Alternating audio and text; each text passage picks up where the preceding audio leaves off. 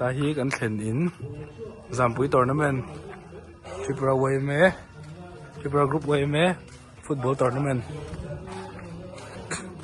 kan khel tur tuna hian kan thlen ina chei turin kal dawn che ani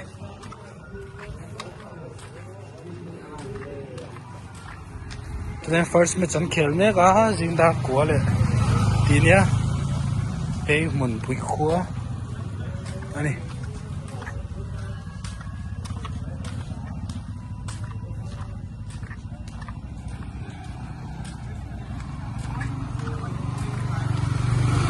center face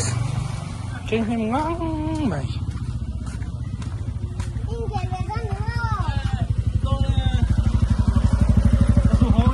đây Zampui Hills anh ta try rồi nãy thắc qua zong football tournament in there na ni ba ka ma mid district khu mi ta bon som thi này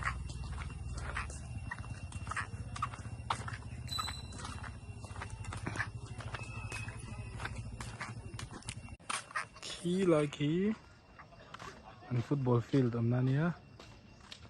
khulai in ring khu kan choi na tur kan fan me kan ka thian pa Jameson something nen tai o mun pui khua ni in za ni khua vel ania khong pui lian tha in le lo tu pan nei tha ka highway na pa ta vaing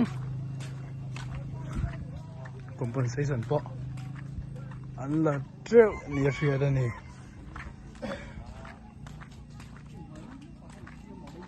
tun hai dik ta kan khua thang sual ani chu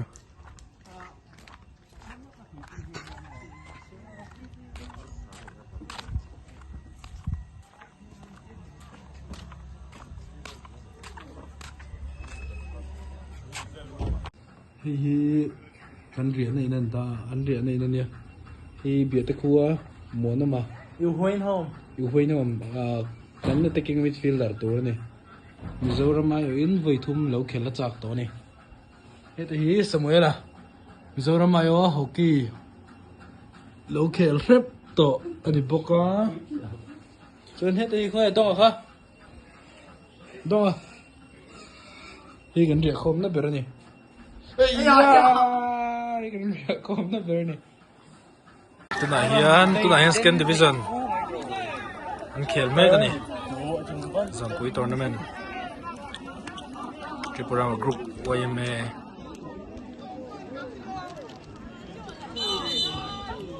football tournament Vang Mun Le Muang Chon an khel me ka ni hi thầy zuar te atme an zuar khop mai ta thì cái chọn tiêu chỉ xí ro ta bol hồ bom cần tar le đó là gì tôi nói RMS road công môn thì phải hey in rin nitin hey biri BC treasure biri le hote hey club pang nan dinga no pang home nen lo mai thi te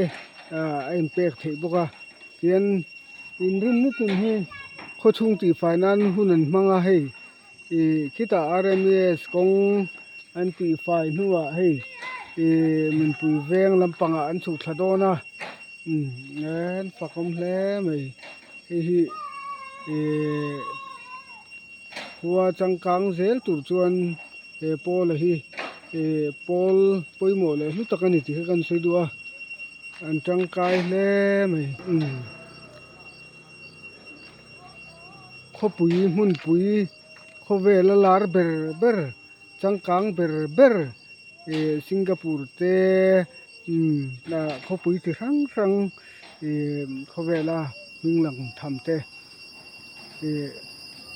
an khó lai à hiền phiêu hor tiệp pui bol hom là vắng thì tur khó pa phải nè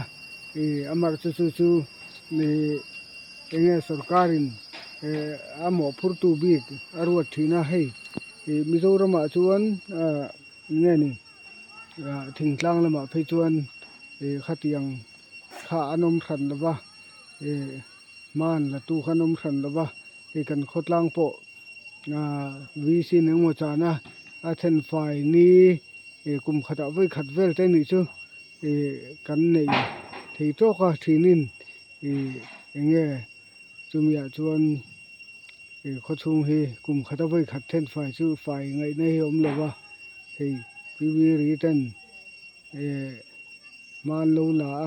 chuan ti hian enge mi puinol puina wa ma ngai lovin tena ni le ho te hian an lo ma thina an fakom khop mai khotlang tan an hlu tak zet ani ti kha kan sei du a thil tang kai takani ti kha kan sei tel ni se hetiang he khuwa hian tiang kho chung ti fai tu mala tu hi thei se khotina in du mania amar chu thil rem chang lo sum ngai te ni a chuan enge natlang ang zonga pol tena ti anga ya mar chu chu te ngai lun hei club an lo dinga sponsor thei piang khan sponsor zel thei ti kan sei dun nu alo ma hey handyman ni so su handyman driver alo ma hei sumo alo khasila hey you khot khop ma tha hei sumo lo sila handyman chuan mei chia te hi mei chia handyman tran chu in ti ngot mai thea ma se motor 55 pe me ma tina ma poi a khal thum chu bo ma son ni tu ma son sak e man ti de utlata ei amai min jirmi ta ni ome e tunen motor he sil fai hlat reng an ti mi pa handyman te mi pa handyman tran ai chu na sia ni ai chu na sia zo de an ti ve tlat pura ma hian e driver pura ma hian ka handyman he fu em ke chu nghe motor xí là bảy xí thì phải bảy xí thua xí thì mía giả đỡ thiêm xí thì chúng ta phải lo xin mẹ các thứ học được mẹ các thứ mấy chia hier lâu thay rồi đây hiện đi mình là chuan tin nó khăng thìm thìm mà po